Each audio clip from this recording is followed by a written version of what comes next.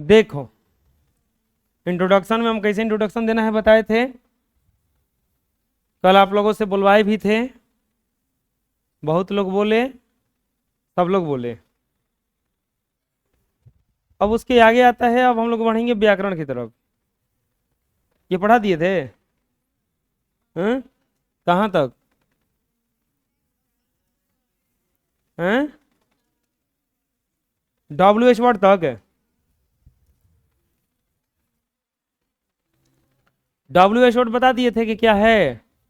W और H से start होता है और जिसे क्वेश्चन पूछने के लिए यूज किया जाता है उसे क्या कहा जाता है?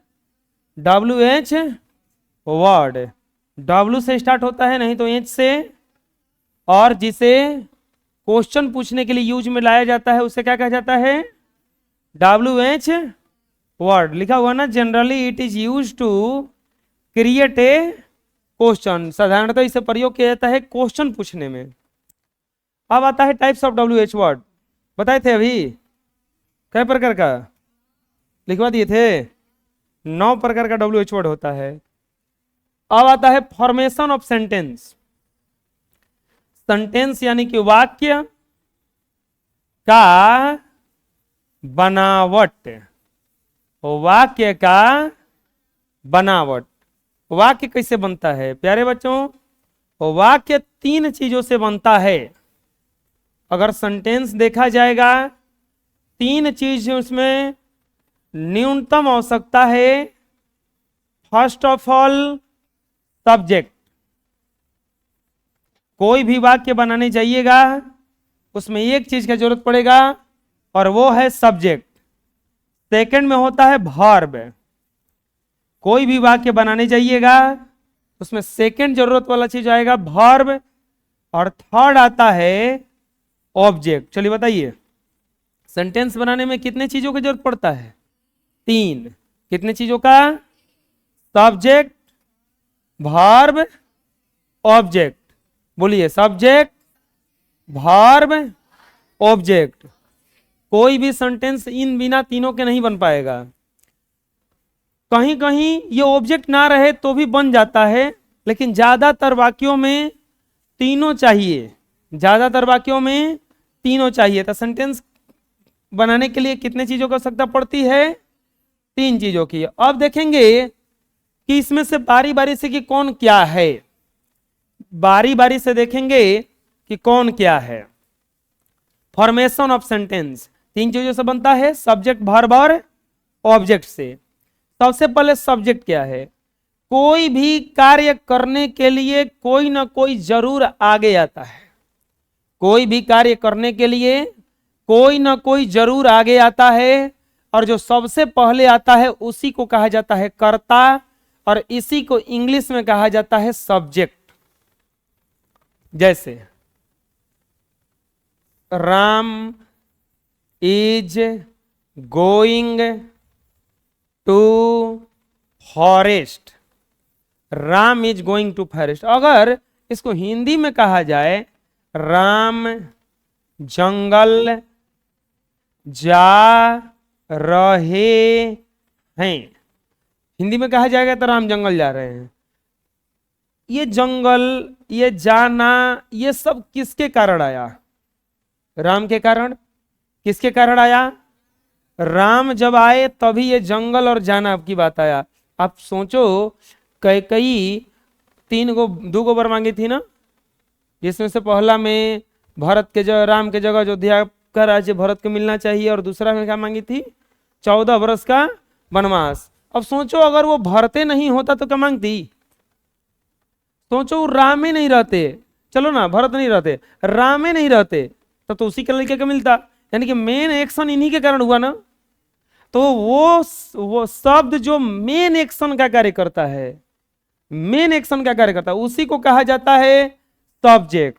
जो हर चीज का डूर होता है, दरवाजा होता है जहां से शुरू होता है। तो सब्जेक्ट का डिफिनेशन आता है, ए word that is door of action. A word that is door of action is called subject. एक शब्द जो किसी भी क्रिया का शुरुआती होता है, शुरुआत होता है, शुरुआत करता है, उसी को कहा जाता है subject. A word that is door of action is called subject. जैसे राम राइट्स ए लेटर, इसमें कोई पूछेगा कि सब्जेक्ट क्या है, तो सब्जेक्ट क्या हो जाएगा इसमें, राम।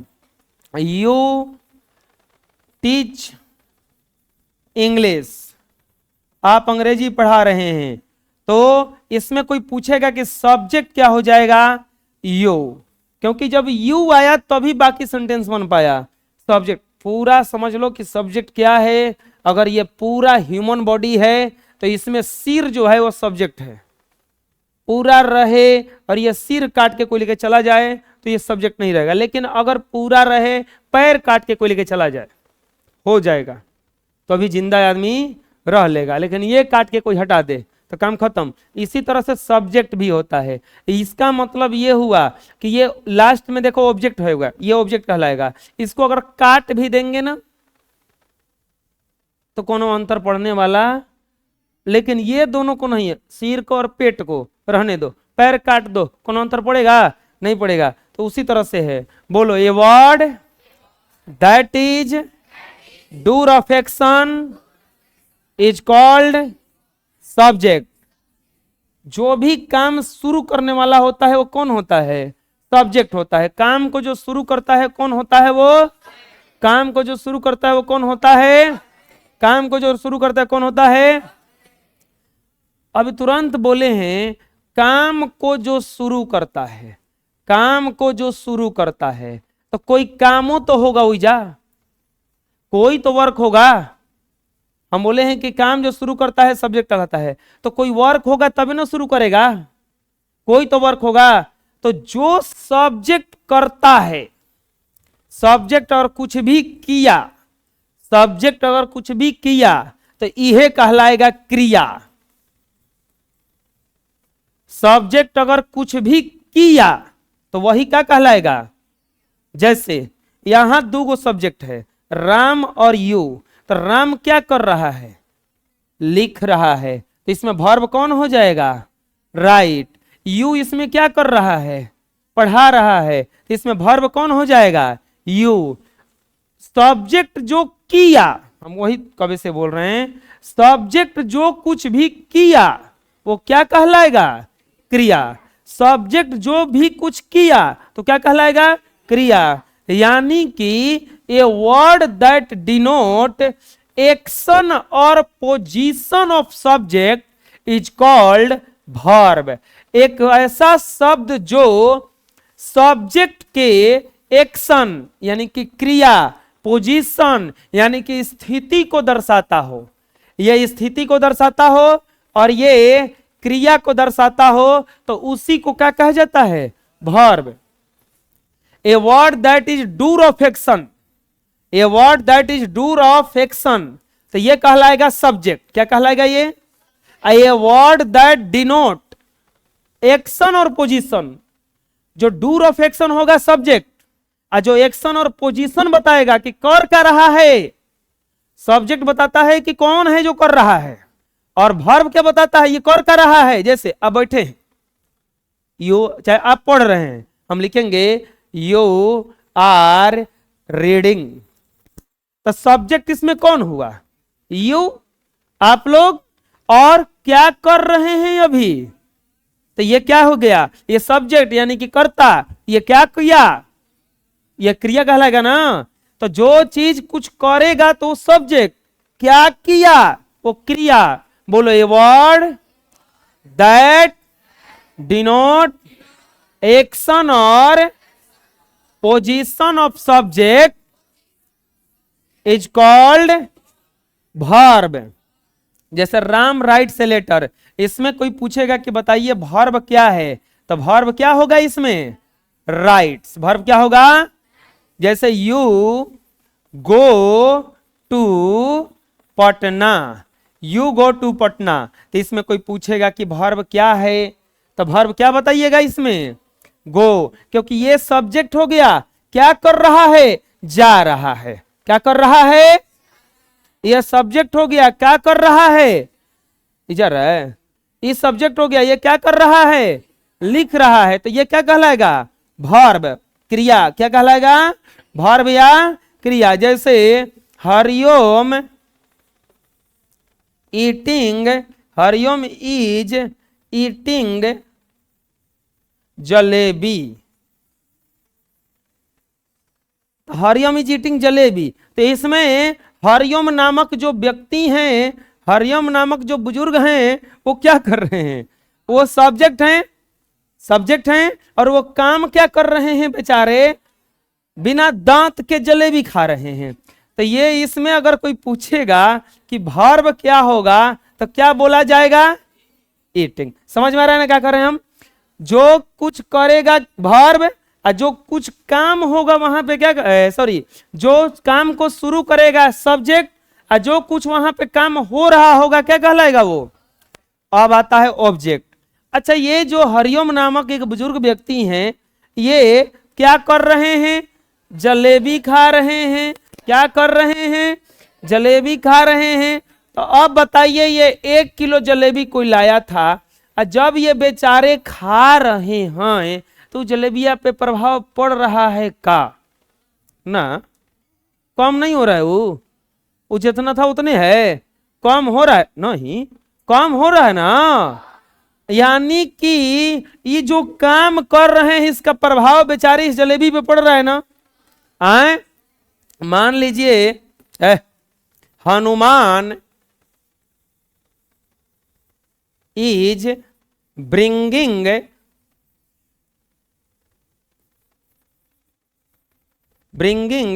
हिमालय पर्वत, चलो हिमालय, हनुमान हिमालय ला रहे हैं।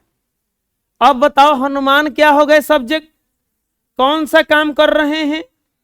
लाने का। हिमालय ला रहे हैं। अब बेचारा हिमालय पर प्रभाव पड़ रहा होगा कि नहीं पड़ रहा होगा? तो सब्जेक्ट जो करेगा उसका प्रभाव जिस पर पड़ेगा, सब्जेक्ट जो भी कुछ करेगा उसका प्रभाव जिस पर पड़ेगा, उसी को कहा जाता है ऑब्जेक्ट। समझ में आया? जैसे आई एम बीटिंग राजकुमार, तो आई सब्जेक्ट, बीटिंग काम क्या कर रहे हैं? पीटने का। बेचारे राजकुमार पे प्रभाव कुछ ना कुछ पड़ रहा होगा, तो क्या कहलाएंगे वो? ऑब्जेक्ट।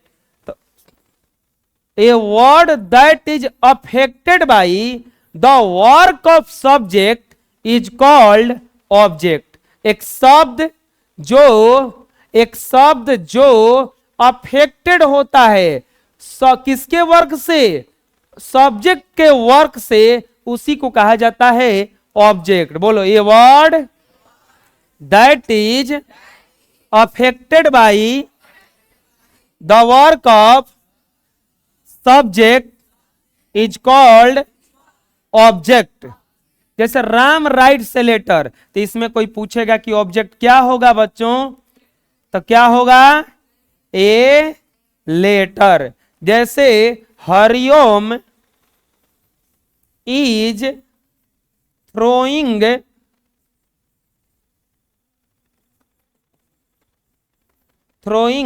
जलेबी। हरिओम क्या कर रहा है? जलेबी फेंक रहा है। तो जलेबी फेंक रहा है, तो अब बताओ यहां पे ऑब्जेक्ट क्या हो जाएगा? ऑब्जेक्ट बराबर जलेबी। ऑब्जेक्ट क्या हो जाएगा इसमें? अब मान लीजिए अगला सेंटेंस ले लेते हैं। Ayush is collecting jalebi which throwing by Hariom. अब बताइए ऐजा क्या हो रहा है? आयुष जलेबी बटोर पढ़ो चुपचाप। आयु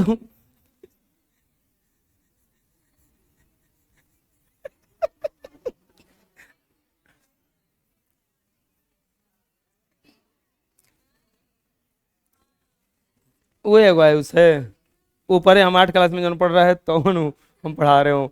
हम कोई के कहे हैं जी ये एगो आयुष है, ये एगो हरिओम है। भैया दुनिया में हरिओम नामे नहीं है। हाँ, Ayush is collecting jalebi which throwing by Hariom. जो हरियम जलेबी फेंक रहा है तो उसका आयुष क्या कर रहा है, बटोर रहा है। तो यहां पे बताओ ऑब्जेक्ट क्या हो जाएगा, ऑब्जेक्ट कितना भी लंबा रहे तो जलेबी ना फेंका जा रहा है, आयुष जो है बटोर रहा है। क्या बटोर रहा है, जलेबी। तो बेचारा जलेबी पर प्रभाव पड़ रहा है कि नहीं पड़ रहा है, तो ऑब्जेक्ट क्या हो जाएगा इसमें, जलेबी। समझ में आ रहा है? हैं? जो काम शुरू करेगा सब्जेक्ट, जो काम शुरू करेगा, काम शुरू करेगा तो जो काम होगा वर्ब, जो काम होगा वो काम का प्रभाव जिस पर पड़ेगा, काम का प्रभाव जिस पर पड़ेगा। समझ में आ जाएगा तीनों चीज। हाँ,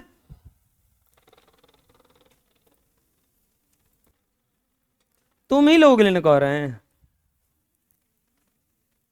अब आता है स्ट्रक्चर, अगला आता है स्ट्रक्चर। स्ट्रक्चर क्या है, को जैसे हम यहां पे सेंटेंस लिख रहे हैं, राम इज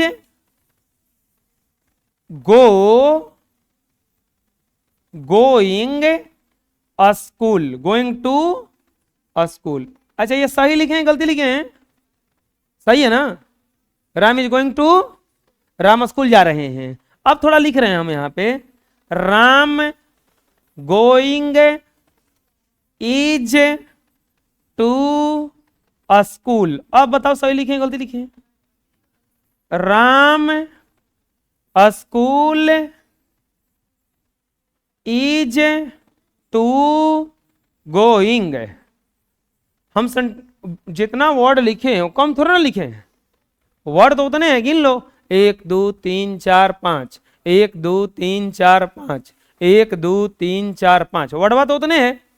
गलती कहां हुआ है, सरियाने में। गलती कहां हुआ है, सोचो अपने से। मान लो आपको चावल पकाना है तो पानी और चावल चाहिए पकाने के लिए, लेकिन एक प्रोसेस होता है कि पानी पहले डालिए, नहीं तो पानी के साथ में चावल डाल दीजिए, नहीं तो पानी को पूरा खौल जाने दीजिए तब चावल डालिए। आप क्या किए कि चावल पहले ही डाल दिए, 10 मिनट तक गर्म कर दिए उसको, तब पानी डाल रहे हैं, पकेगा वो कहियो ना ना। तो वैसे ही एक नियम होता है। इसी तरह से देखो, संस्कृत का ट्रांसलेशन और अंग्रेजी का ट्रांसलेशन, ये दोनों में बहुत बड़ा फर्क है। संस्कृत में तुम कहीं कुछ बैठाओ कोई दिक्कत नहीं है, जैसे जैसे सीता विद्यालयम गच्छति, ऐसा लिखती है, सीता विद्यालय जाती है, और नहीं तो सीता गच्छति विद्यालयम। अगर संस्कृत के जानने वाले होंगे तो इसको गलती नहीं काट पाएंगे, ये दोनों सेंटेंस सही है। अगर मूर्ख आदमी चेक कर रहा होगा तो गलती काट देगा कि आई तो ऐसे था, ऐसे था, गलती है। इसमें सब्जेक्ट वर्ब ऑब्जेक्ट बैठाने का कहीं चक्कर नहीं रहता, लेकिन इसमें रहता है। तो अब बताओ इसको रखने के लिए सब्जेक्ट को कहां बैठाना है, ऑब्जेक्ट को कहां बैठाना है और वर्ब को कहां बैठाना है, इसके लिए एक सूत्र का आता है, और उसी सूत्रवा को अंग्रेजी में स्ट्रक्चर कहा जाता है। क्या कहा जाता है, स्ट्रक्चर इज ए फॉर्मूला और method which make a sentence correctly. Sentence को सही सही बनाने के लिए जो सूत्र यूज किया जाता है, जो फॉर्मूला यूज किया जाता है, उसी को क्या कहा जाता है, स्ट्रक्चर।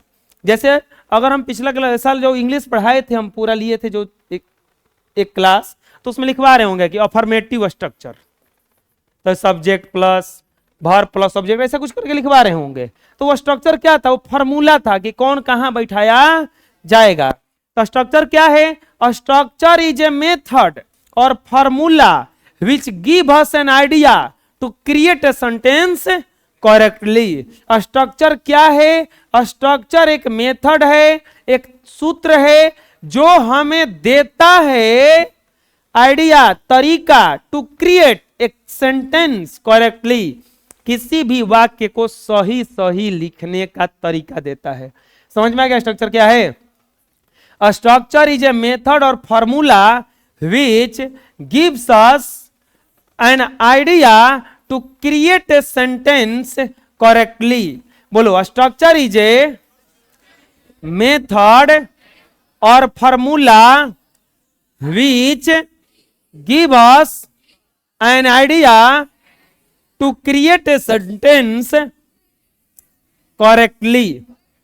स्ट्रक्चर क्या है? एक तरीका है, एक मेथड है जो हमें देता है सेंटेंस को सही सही लिखने का। स्ट्रक्चर क्या है? एक मेथड है, एक तरीका है। अब आता है टाइप्स ऑफ स्ट्रक्चर। 6 प्रकार का स्ट्रक्चर पढ़ना है। कितने प्रकार का पढ़ना है? 6 प्रकार का स्ट्रक्चर पढ़ना है। सबसे पहला स्ट्रक्चर है अफर्मेटिव। सबसे पहला स्ट्रक्चर है अफर्मेटिव या पॉजिटिव स्ट्रक्चर। अफर्मेटिव या पॉजिटिव। दूसरा पढ़ना है नेगेटिव।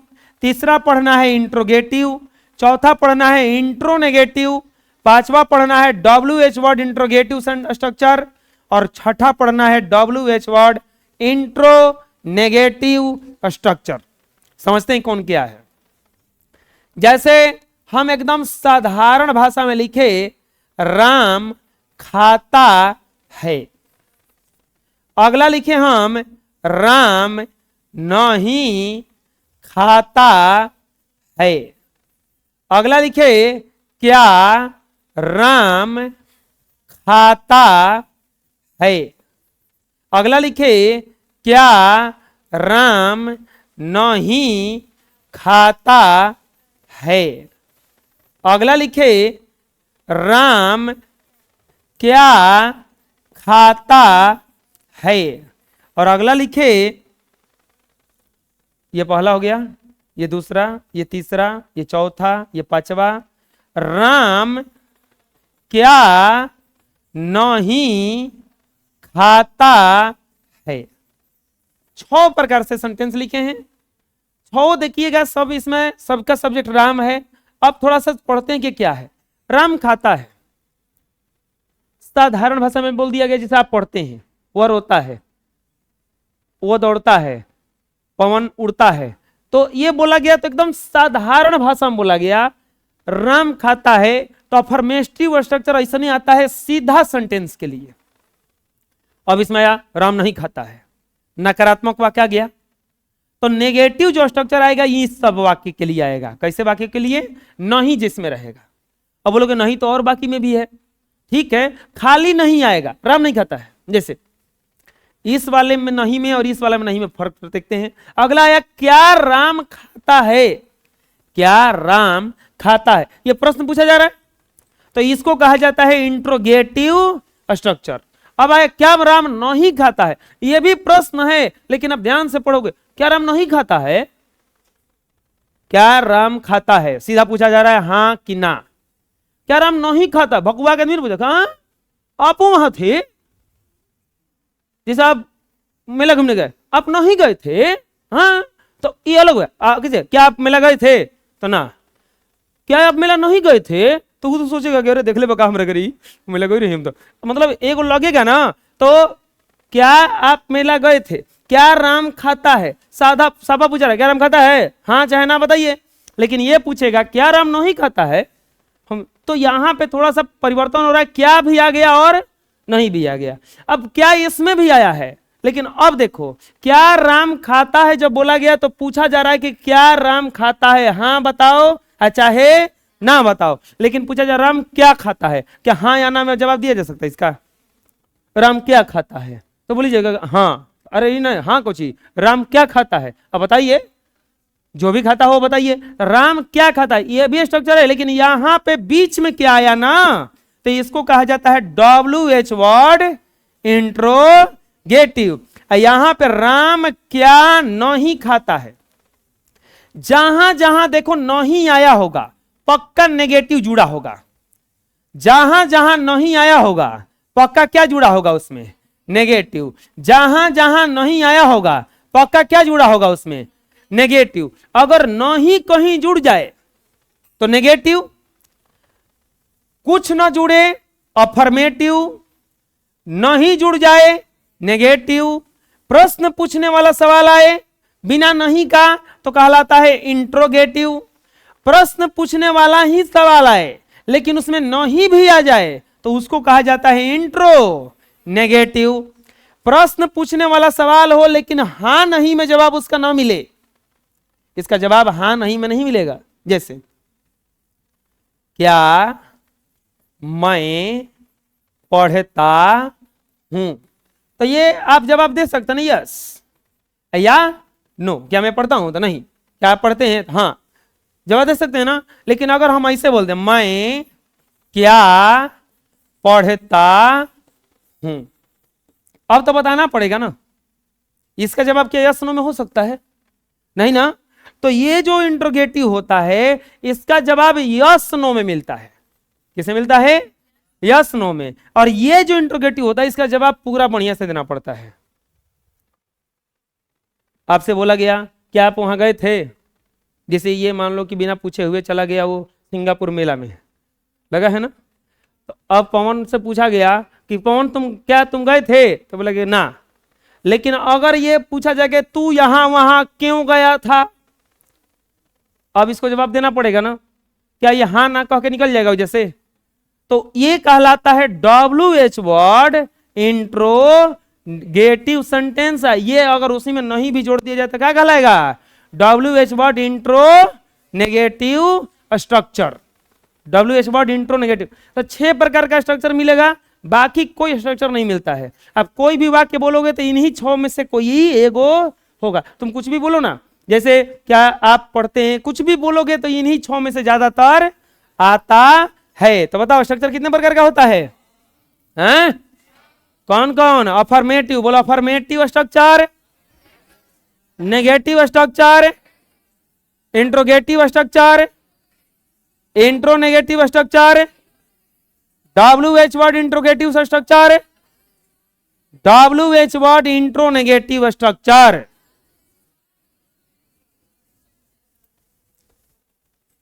तो इस तरह से आप लोगों का जो ये पहला पार्ट का पहला एक्सरसाइज था वो खत्म हो गया। हम लोग अगले चैप्टर में पढ़ेंगे नंबर।